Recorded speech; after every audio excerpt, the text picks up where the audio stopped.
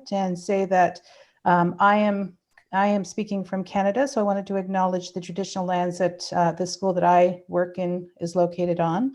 I do this to honor and respect the ancestors who lived on this land before us and currently still reside in this area. I invite you to join in recognizing your own living history of the land on which you're located and honor your connection to it. I also acknowledge my place here as an ancestor of settlers to this land, and I promise to continue to learn more about our true Canadian history. So with that said, I'm delighted to introduce our panel members and help you understand how this session is going to unfold. We are going to have Thomas Lancaster speak first for about 15 minutes and sort of introduce the topic that we're going to talk about today, which is related to, of course, contract cheating.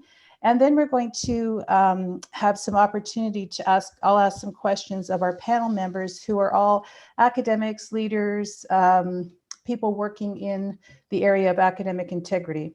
We'll start with me introducing Thomas Lancaster, who is working in higher education, and he's a professional from the UK who I'm sure all of you know has done an immense amount of work in publishing and research related to contract cheating. And he specializes in computer science, academic integrity, and contract cheating. Our panel members include Rowena Harper, who is professor and director of the Center for Teaching and Learning in Edith Cowan University. And one of her responsibilities includes academic integrity. She's currently working in a role of lead, Learning Futures in the University of the Future program, where she holds educational leadership positions in various projects. As an active researcher, she's published, won research grants in areas including educational development, digital learning, English language, and communication. So we're delighted to have Rowena from Australia. Billy Kelly, who we hope is going to join us shortly. He is Deputy Registrar from Ireland at the university level, responsibilities for curriculum development. He does some work with quality assurance of teaching and learning activities. As Dean of Teaching and Learning, he's has oversight of strategic initiatives in relation to teaching and learning across the university. And prior to his appointment to his current role at Dublin City University, he was a member of academic staff in the School of Business there, latterly as an Associate Dean for Teaching and Learning. Our next guest is our panel member is Zenith Khan, who is from Dubai, and she's the founding president and board member of the Center for Academic Integrity in UAE. And she's done an immense amount of work related to the topic of contract cheating and education as well, and academic integrity. She is won various teaching excellence awards, and we're very excited to have her here as part of the panel. And last but not least, from Canada, Sarah Eaton, who is a PhD and associate professor at the University of Calgary in Canada, where she serves as the university's inaugural educational leader in residence on academic integrity, has done a variety of pieces of research related to academic integrity, most recently some information and research on contract cheating. So with that being said, I'm delighted to hand it over to Thomas Lancaster to open this session. Right. Thank you very much, Jenny, and thank you all for joining me today. The ICAI asked me just to give a bit of context about where we're at 15 years in since the late Robert Clark and I published the first paper on contract cheating. And I'm of course completely honored to be joined by so many people who have done research in the field and really helped to drive things forward in different parts of the world. And so are we celebrating? So 15 years ago, then Bob and I just presented a really quite a small paper at a plagiarism conference in the UK, which took off. We didn't necessarily expect this to be a massive research area and a massive cause of concern 15 years on as it is. But we are where we are. Of course, we could both see these things were coming at the time. And that's one reason we focused in on this area, because we knew we needed to address where things are. But I just need to mention, as I do in many talks, that just we used the term contract cheating in that first paper in 2006. But before 2006, there were ghostwriters out there in the academic field. There were other ways students could get original work done for them. This is a very long-standing problem. But since 2006, unfortunately, despite all the effort across the sector, we've seen this problem balloon. We've seen new services arrive. We've seen providers think this is just a great way to make money there, regardless if they have any interest in students or any interest in the writing field at all. In 2016, if you've just seen the student contest, one of the answers to the Jeopardy game they played was what happened in 2016, the first International Day of Action Against Contract Cheating. And we're now here today for the 6th of these get-togethers. We're in a very changed world thanks to COVID. We're seeing students taught in different ways. We're seeing the opportunity for us to make many advancements in the way we teach, the way we support students, and the way students get involved as partners in their own education. But where are we at going forward? Where does the balance lie? In the last 15 years, and in particular, I'm going to focus on the last year or two, have things been getting better? Have things been getting worse? Which way around is it going to go there? Well, just in the past month, two very positive headlines have related to the legal side of academic integrity. The announcement that following in the footsteps of countries like Australia, New Zealand, Montenegro, parts of the US, that contract cheating is to be made illegal in England, one of the four constituent parts of the United Kingdom, and probably will follow the rest of the United Kingdom before too long. I don't want to say that legal solutions are the answer to contract cheating, but there is certainly a lot of benefits about sending that strong message to providers that this is not something that we can tolerate or support our students with. At the same time, the Australian laws have started to see some success as well.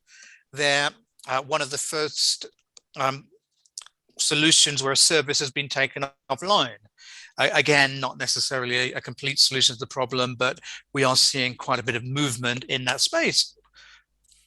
But at the same time, you can see the heavy marketing to students with just very simple social media adverts like this one, running through the list of services that they can offer in the means of support and academic writing there.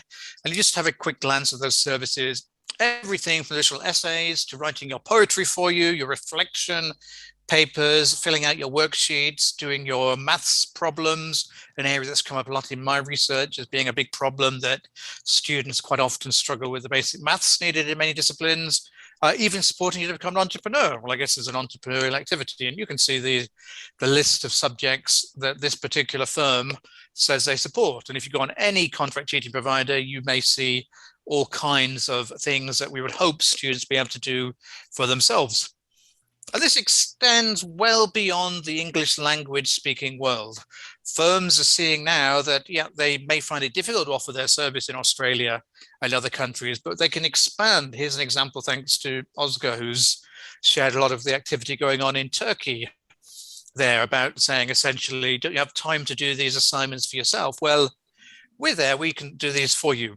And so there's a massive market, billions of dollars happening internationally, aiming at all sorts of students. Nobody is immune from this. But we are seeing many positive signs. We're seeing students get involved now. And if you don't work with students, we don't have a future in ever tackling contract cheating there. I give you so many examples. I shared many of them earlier in the week at a session I gave for the National Academic Integrity Network in Ireland. There's work I'm doing, helping students become researchers. The ICAI gave a webinar about a month ago with many student participants talking about their views. You may have just attended another webinar, which I haven't worked into the slides because they were written before 1 hour ago.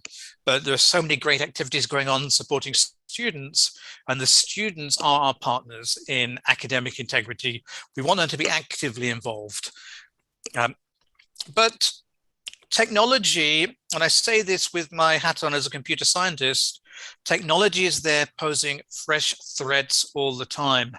Artificial intelligence, the other AI, as I tend to refer to it, is real. And earlier in the week, I just went on a system that will automatically write your essay for you, clicked a few buttons to get my essay about academic integrity and computer science.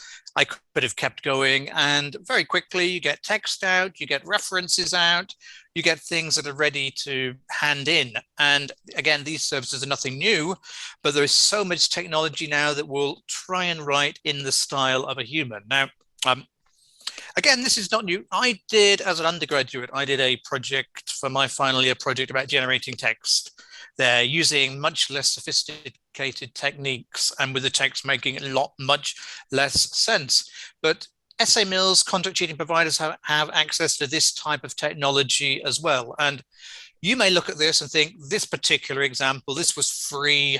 This does not make the most sense as a good essay. And quite frankly, it doesn't. You can get better text, you can polish things up there as well.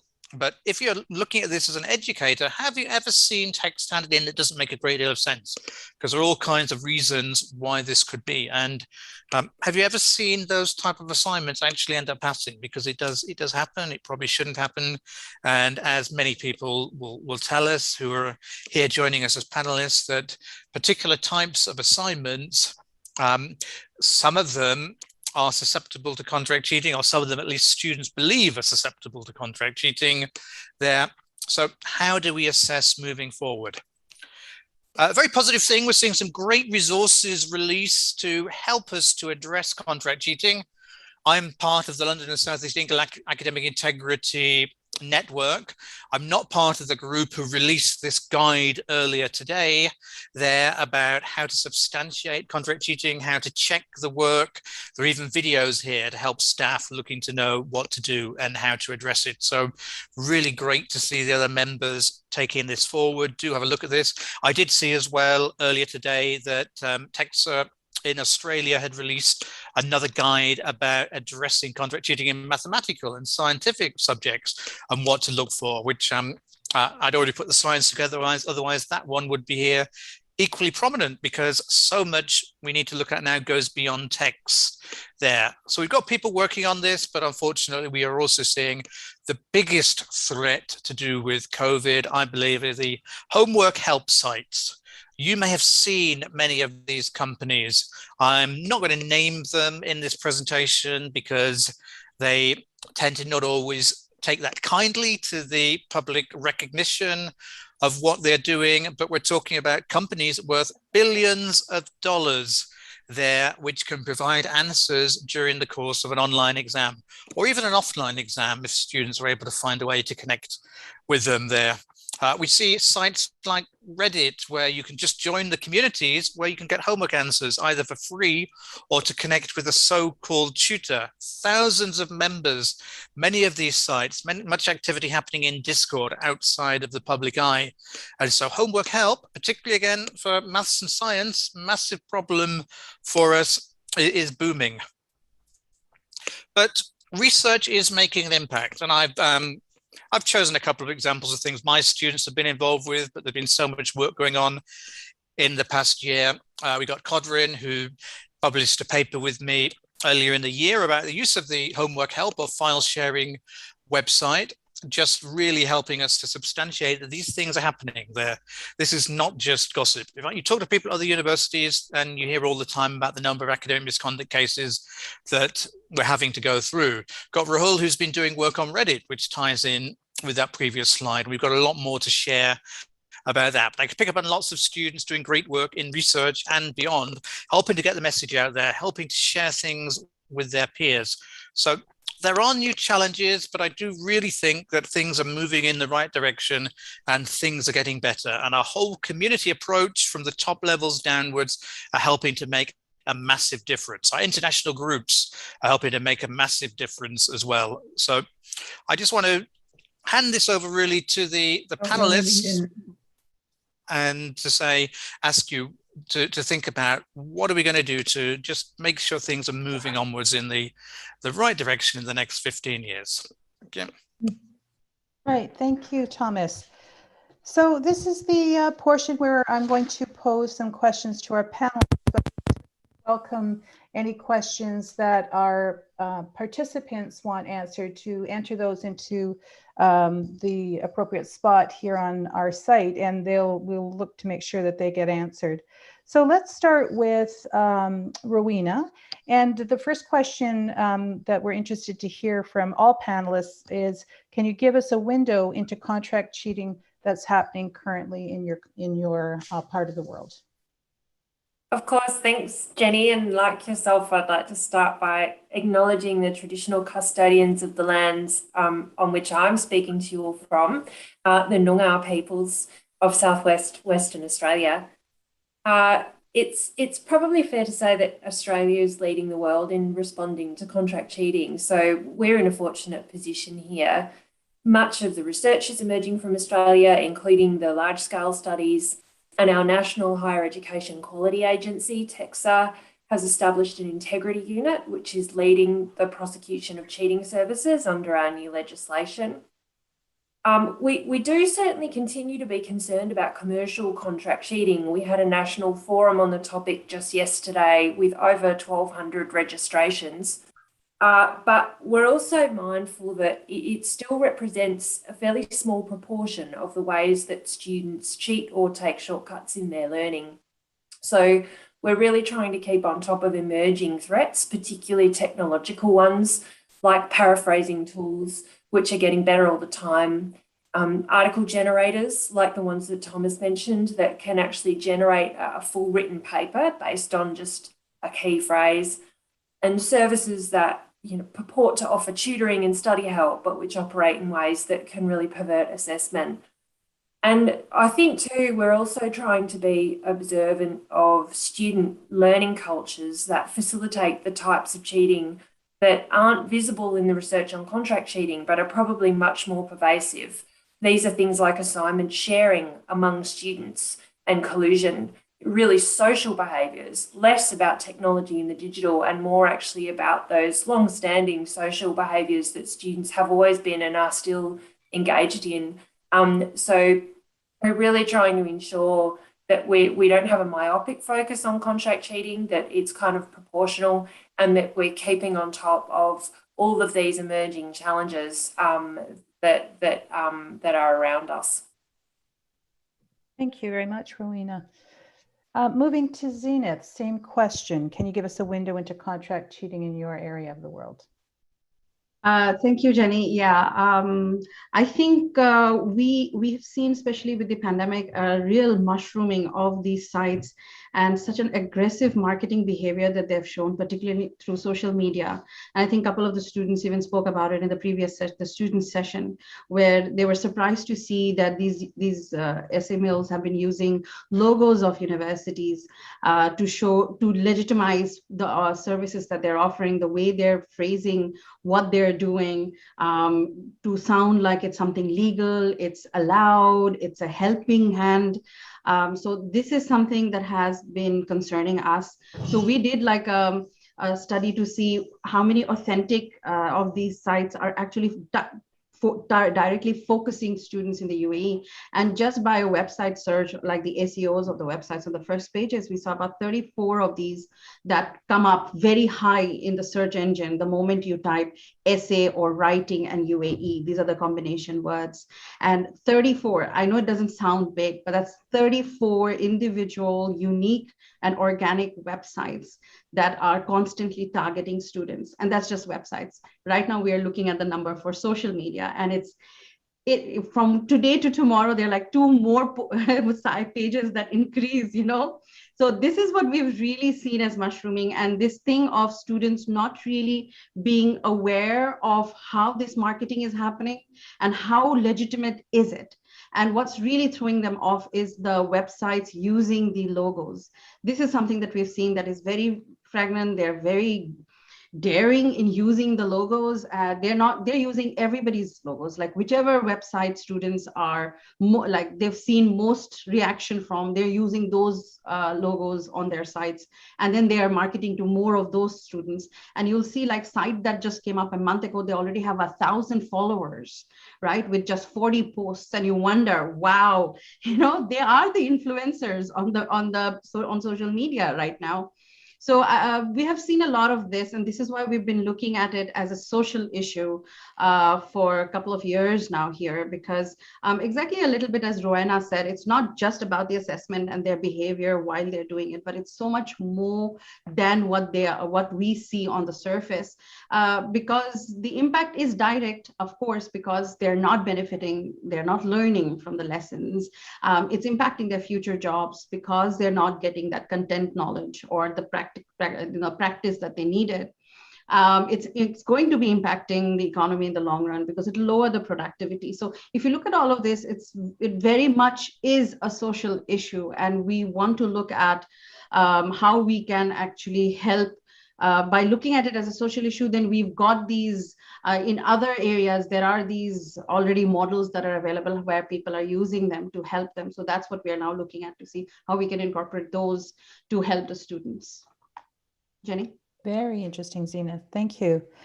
Moving to Sarah Eaton and the Canadian perspective. Thanks so much.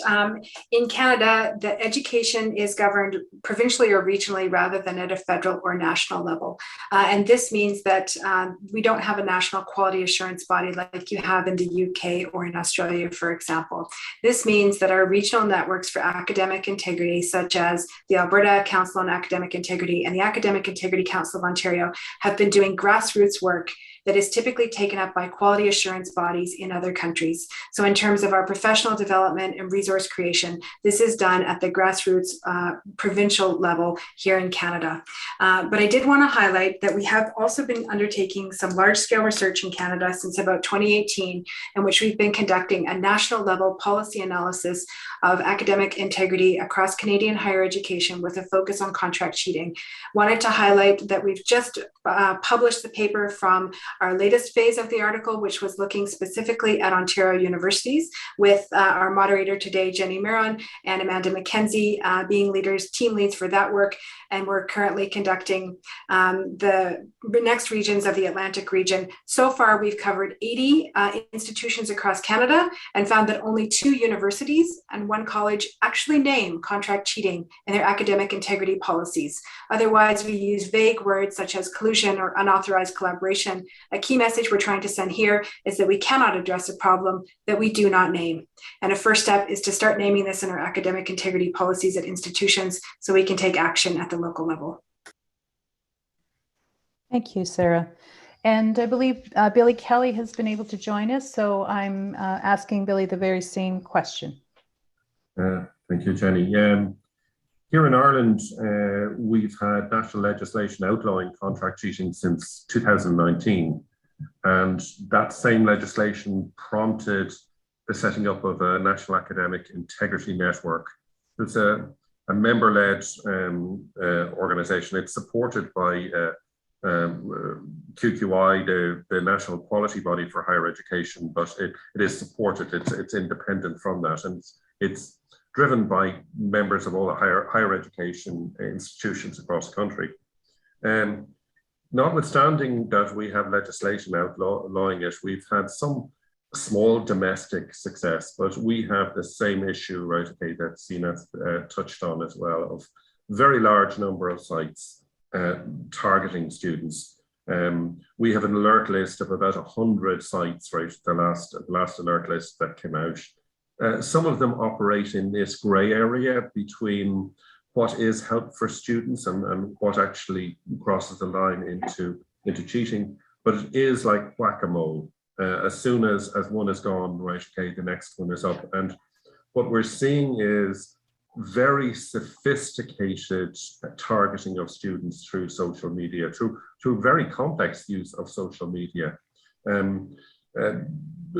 These sites are showing putative examples of assignments from individual institutions for particular modules. So they really are tapping into exactly what the student is doing at that point in time. And what we've done at a national level as part of the Academic Integrity Network is we've produced a set of guidelines, principles, and a lexicon. We've only published these in the last month. What we would hope to do, hope the impact of these will be that each of the higher education institutions will take these guidelines on board and knit them into their policies. More than Sarah has touched on just there, academic integrity in terms of contract cheating hasn't really been called out in our academic integrity policies to date. For the most part, they've focused on plagiarism and haven't, in some sense, kept with the pace of what's happening there in terms of the threats to academic integrity. And that's really where we are at the moment. We're at the early stage. We've borrowed ideas from Australia with acknowledgement, and we look to them for many of the inspirational things, right, okay, that we might do. Perfect. Thank you so much. Thomas, I know you started us and sort of spoke to the experience that you're in, but is there anything you wanted to add before we go into our next question? Well, Jenny, out of fairness, I think I covered quite a lot of my own perspective in the presentation, which really is influenced by the situation in the UK. So like the other countries, we are seeing changes and improvements, particularly the legal sense, particularly the guidance from sector quality organisations, the Quality Assurance Agency in the UK, but there's still a lot of work to do at institutional level in particular. So that's where I think I would see a bit of the focus needing to be in the UK. Thank you. So Rowena, I'm going to start you with our second question, which is, what do you think institutions can do to work together against contract cheating? Well, the largest study to date on contract cheating was co-led by myself and the late Tracy Brettag, who of course was a vital leader in the field of academic integrity globally. And that study found that contract cheating is really a systemic problem. It caused in part by features of the contemporary higher education system, universities' policies and procedures, teaching and assessment practices, and students' learning cultures. So what this really means is that no one solution will address the problem. Universities really need to look holistically at what factors might be driving their students to cheat in their context, and then adopt multi-pronged approaches to address those things. But I think if I was going to nominate a sort of a quick top 3 things that universities should look at based on the evidence in the research, particularly in Australia, number 1 is that research keeps confirming that students who speak a language other than English are more likely to contract cheat. So universities really need to work much harder at supporting both the social and the academic integration of their diverse cohorts of students.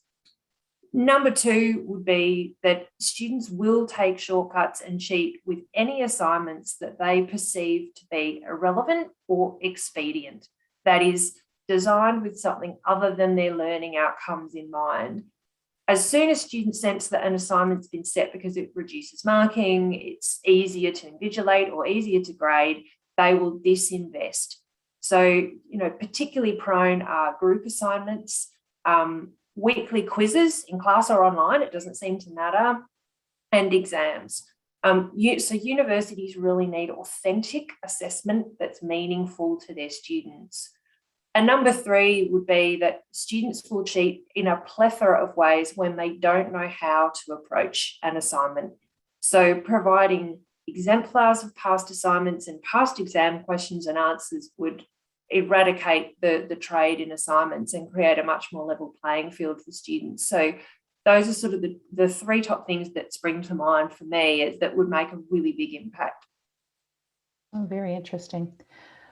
Zenith, the same question. What do you think institutions can do to work together against contract cheating? So I think exactly what Joanna said, I echo that. It has to be holistic. We have to work together. No one institution can just make it happen in their own campus and go, yes, we've eradicated it and we're the winners. There's nothing like that. Everybody needs to work together. Today, a student is with me doing a bachelor's. They could be with somebody else doing a postgrad or with a third person doing a PhD. You know what I mean at the end of the day. So what we have found, like I mentioned before, was that because we saw in a previous study that students were really bothered that they didn't know what contract cheating was.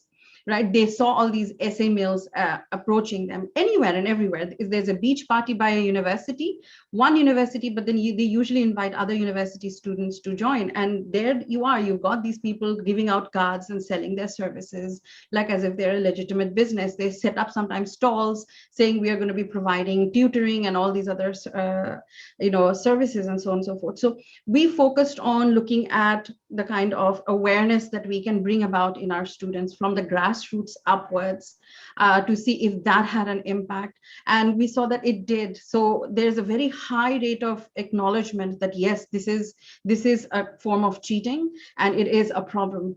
Now that we've gone back and looked at the students and the surveys again, and the feedback is, yes, now I know it is something wrong.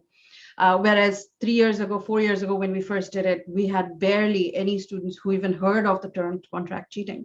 And I think something like an International Day of Action against contract cheating, doing it on campus has had a lot of attraction.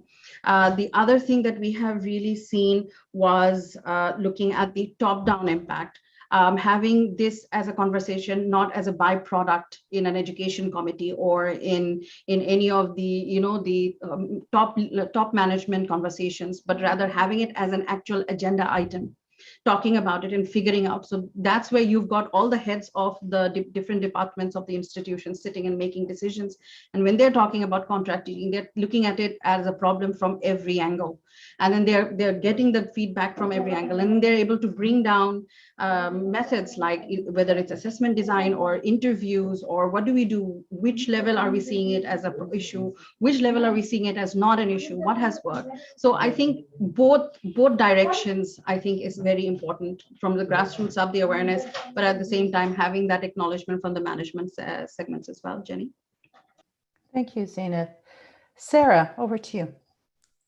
Yeah, I wanted to offer an example from Canada in the ways in which institutions are collaborating to verify student credentials and transcripts to prevent things like fake degrees and fake transcripts.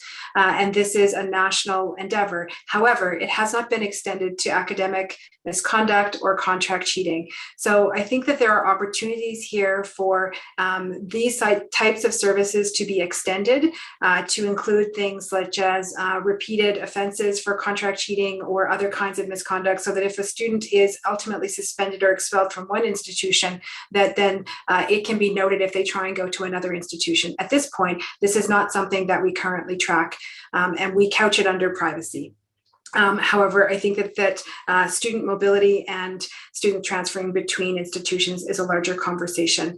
And then I've noticed in the chat, Rowena's talked about URLs. We have some of the URL blocking projects in Canada, with Manitoba leading the way in a networked way with institutions collaborating. And I think this was an idea inspired by Tracy Vertag when she came here to our first national symposium in 2019.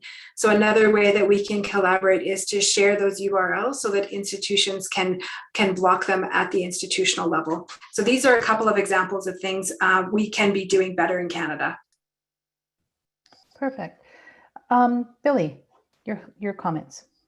In terms of this, I think fundamentally we need to raise awareness among the students of the risks and consequences, right, to them of contract cheating. What we do know from our students is that they're being targeted, right, by these essay mills. What we have on the other side of it is we have staff who are identifying real concerns about it, but our detection is minimal. We really aren't good at that, certainly as yet.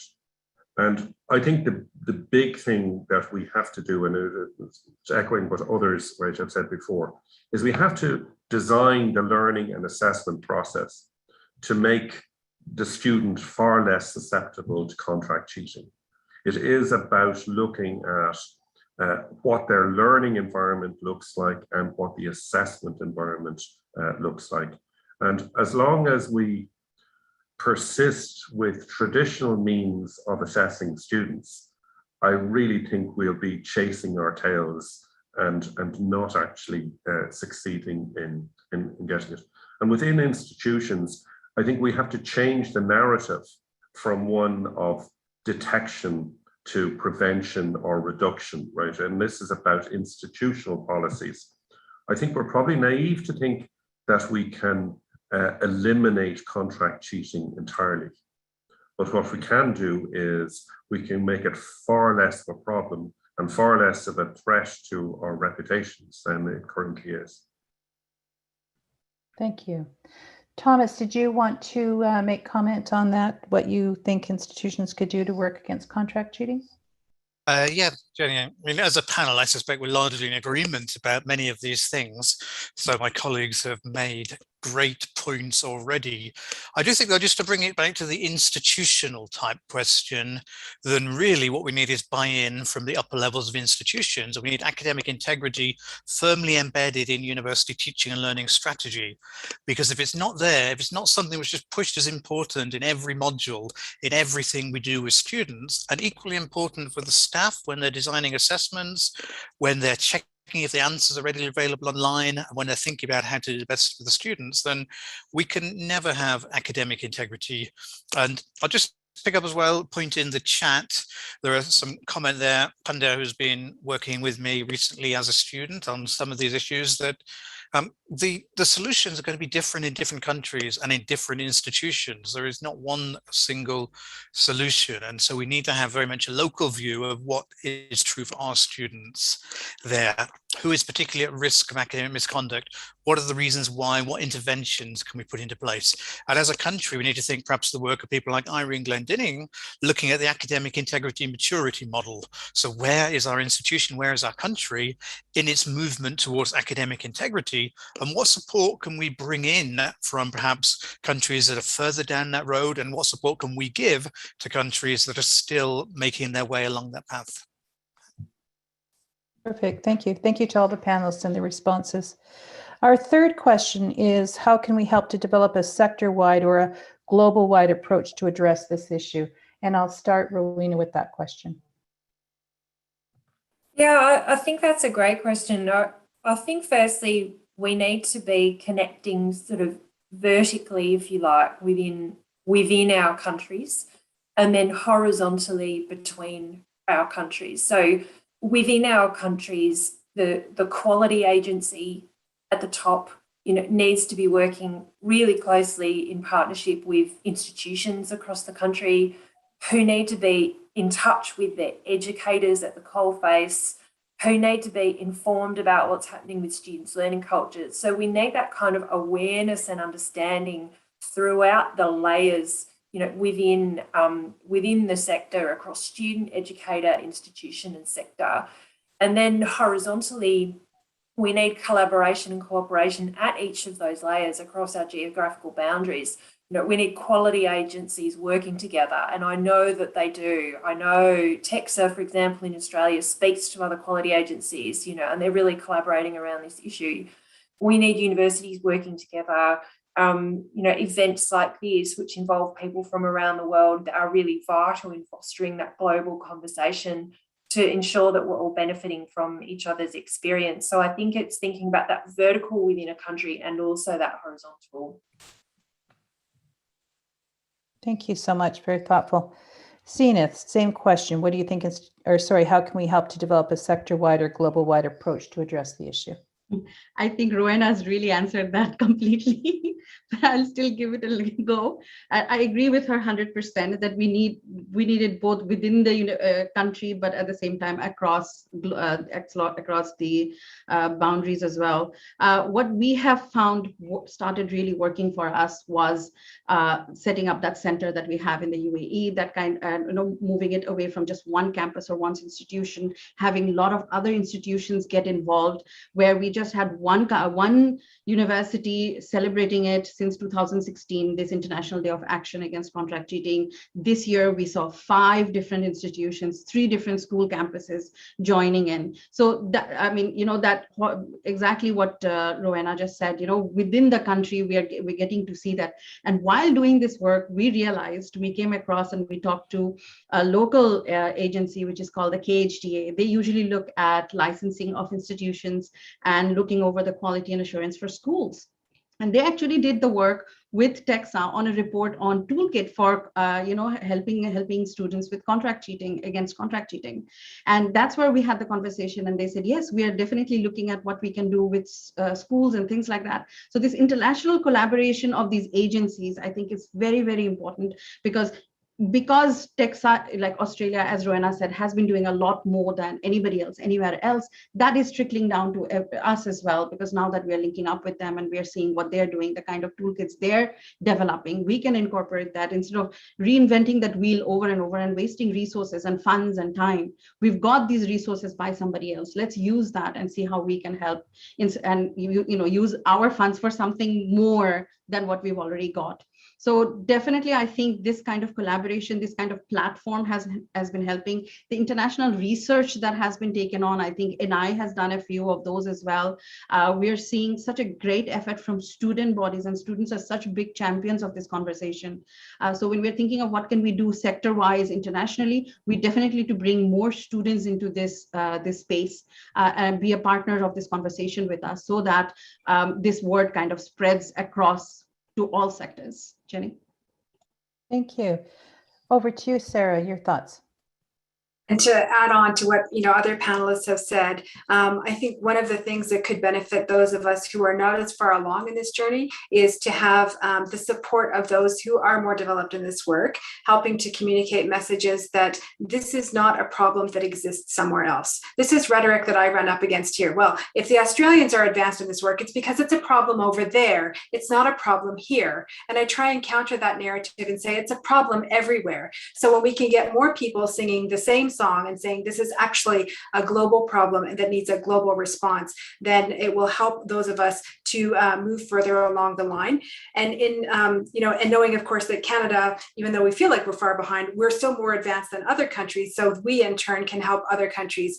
And I think it's also important to extend the conversation. Thomas mentioned how contract cheating is happening in languages other than English and beyond English. It's important for us to include colleagues in this conversation from regions of the world where English is not the language of instruction, so that we can begin to build this community across the whole world in English and beyond English. Thank you. Billy? Yeah, I'm very much right, okay, what others have said before. I think it's important that we recognize the reputational challenge isn't one for an individual higher education institution or even for a national system. Reputational challenge, right, okay, will ripple and will affect all of us, right, okay, if contract cheating becomes endemic, right, in particular areas. And I do think it is about sharing the research. It's about sharing the good practice. There's certainly a sense at institutional levels, and I'm speaking here about nationally in an Irish context, where institutions are reluctant to make academic integrity a central issue because they don't know what they can do about it. And I do think this is where sharing of practice and sharing of experience becomes, it's an issue, and it echoes of what Sarah said. Well, there's a problem over there. There isn't a problem here because we haven't detected it or because we're not doing that. So I really do think it is that sharing of practice, as Rowena set it out, as this matrix, right, okay, going up and going across, that will allow us all to address this in a more coherent way. Thank you. And Thomas, did you want to comment? Yeah, once again, my colleagues have covered so many things, but I think I pick up what Sarah said about the narrative and sometimes the challenges of talking about academic integrity in an institution or at a country level. And one thing we have to do is to establish networks of academic integrity in our own institutions, in our own subject areas, and within our regions or nationally, because there will even be these discussions within institutions to say, well, contract cheating might be a problem in your discipline, but it's not a problem in our discipline. But if you don't look for it, then you don't find it.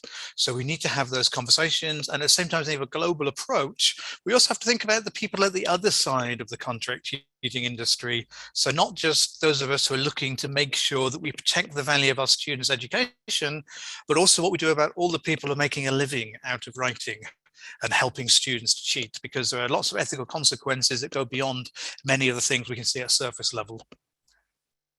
Very good, thank you. So those are our questions. We do have one in the question box, and I will open this up for panelists. And the question is, what suggestions do the panel members have for involving student champions or student ambassadors against contract cheating? Maybe we could start with Rowena. I think this is an incredibly difficult one for me, because I've just been actually finishing all the data analysis on the qualitative data that Tracy Bratag and I collected on the big survey we did. So we surveyed over 14,000 students, and about 4,500 of them left qualitative comments, and we've been looking through that. And I've been to a lot of conferences where I've heard student ambassadors speak. And I've found often that although these students bring a deep commitment to integrity and speak with the best of intentions, I find they often use our language, that they've heard us speak, they adopt our language and they speak with our language. And in all of the data I was seeing in our survey, from students who aren't ambassadors, they're just your average run-of-the-mill students, that it was clear to me that they don't share our language. And so I think for me, I think ambassadors are really important, but I think we've also got to find other ways to really, really hear the student voice, to actually hear how students actually are making sense of the learning environment and how they're approaching things like these. Contract cheating is not in their lexicon, at least in the Australian data. They don't use that language. They don't know what paper mills are, and they say they don't pay each other for things. They share and collude in lots of other different ways. So I think I worry that we're talking at cross purposes if we're not really finding ways through surveys, through focus groups, through talking with students to really hear that voice. Interesting, thank you. Zenith, do you have thoughts about this? Students, I think, are such a huge part of this conversation. I have been working with students since 2016. It's sometimes difficult to get students to come on board, but if you actually bring them on in a very continuum manner, where you've got events happening, so they come on board first as volunteers, and then they come on board as organizers, and then they show a little bit more interest, and then they start becoming a part of that conversation that you're having with them. Then they show interest in research, so then they are developing themselves as research assistants, and ultimately some of them even became co-authors with me. I think what Rowena said is very important. We do have to keep an eye on how they're talking and what they're saying. If they're just repeating what we're saying, they're not really, they're not doing justice to themselves or to the student community. It is difficult to have a buy-in from students, but if once we have that buy-in, it's very easy to cascade. Because when students are confident in themselves, in what they're doing, and they really believe in the message, they will talk and they will spread that message to other students in their own spheres, whether it's through social media or at parties or at beach events or sports events, doesn't matter.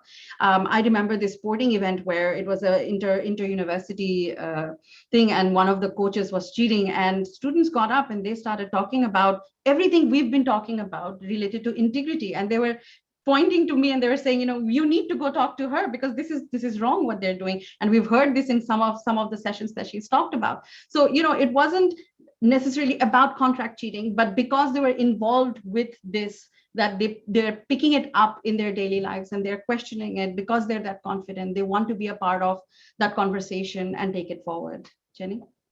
Thank you. Sarah, do you have any commentary on this? Yeah, it's interesting because I think we talk about students as if they're a homogeneous group. And we know that we have different kinds of students. For example, those in our student governments who might have a strong commitment to activism, lobbying, and other activities. And then we have students who can feel completely disempowered. And I think it's so important to listen to the students and their own experiences. And I think we've had some successes here with student panels and students sharing their own stories and reminding us what it's like to be in their shoes. Because once you've been in this business for a long time, it's really easy to forget how overwhelming it can be to be a student and how confusing it can be. And so I think it's incumbent upon us as educators and administrators to ensure that we're listening to a variety of student voices from different student groups. And Billy. Yeah, I wonder about student ambassadors. The word ambassador, are they an envoy of the institution? And I don't think they should be. I think what certainly for my part, I'd be quite comfortable with students having quite independent conversations about academic integrity, independent right from us as an institution. Because I think ultimately our goal is about student culture, and it's about integrity within that culture. And it's far more likely to be influential from their peers, right, okay, than it is from us. And when we talk about sort of victims, or we think of it in those terms, we may think of those who have succumbed, right, okay, to contract cheating. But the peer pressure that will come from students is the students who feel, right, okay, that they have been defrauded by those who willingly engaged with contract cheating sites. And it is about building that culture there. So I think there's a two-pronged kind of thing. Yes, we need students, right, okay, who will carry the message, right, okay, from the institution and contribute to that culture. There's a separate cultural thing going on among students, and integrity is something that they carry from cradle to grave. And this isn't an isolated part of it. It's an important part of their life, but it's not an isolated part of their life. And that integrity and ethical behavior that we want them to carry out into the graduate world is what they, in some sense, have to learn themselves while they are at university with us. Thank you. Thomas, do you have any final comments? Yeah, and the thing that always comes back to me is I get further and further away from being a student every year, as do we all. And it's so hard to put ourselves in the mind of what a student today is thinking. And so there are lots of things that I've tried to get students involved and to work with students. So many students are really keen to get involved for reasons of their own. And all we can do is to keep trying. We can't make a prediction about how students will react. We can't claim to know what's going on in their lives or the external pressures they are under. So we can just keep to develop. I'll give you an example. For instance, earlier I'm teaching a module about academic integrity research to undergraduate students, and I've tried to involve the students in some co-design of the assignments. And it sounds like a great idea in the literature, but it's completely alien concept to students because they're not used to people giving them that much control about their own learning. So we have to work out how to bring these conversations in to do what we all do, which is the best for our students. At the same time, as people mentioned in the chat, there are all kinds of organizations out there that are saying they're there for support. They're trying to make themselves seem legitimate. They're even getting academics on board by giving teaching awards, by getting academics to present paid keynotes for them, and to make it seem like their homework help service is one that students should be using. So we have a wider cultural issue to think about how we also deal with those types of staff. So it's not a problem we get to the end of, but we're definitely seeing great progress, and we definitely need the students fully involved at every step. Thank you so much. Well, I'm looking at the time and it's on the hour, and I wanted just to take a moment to thank our, first of all, everybody who came in to be a participant today. We hope that you found this helpful, first off, but also to our panelists, and a special consideration for Rowena, who I think is probably in the farthest time zone, and it's probably the wickedest hour for her. But great thanks to Zenith, to Thomas, to Rowena, to Sarah, to Billy. I appreciate your efforts and your contributions today. I know I found it very personally confirming for the work that we have to do and continue to do. And I do feel, and I'm hoping that the participants as well feel that we are part of a global community, and together we're stronger. So thank you, and we'll say goodbye.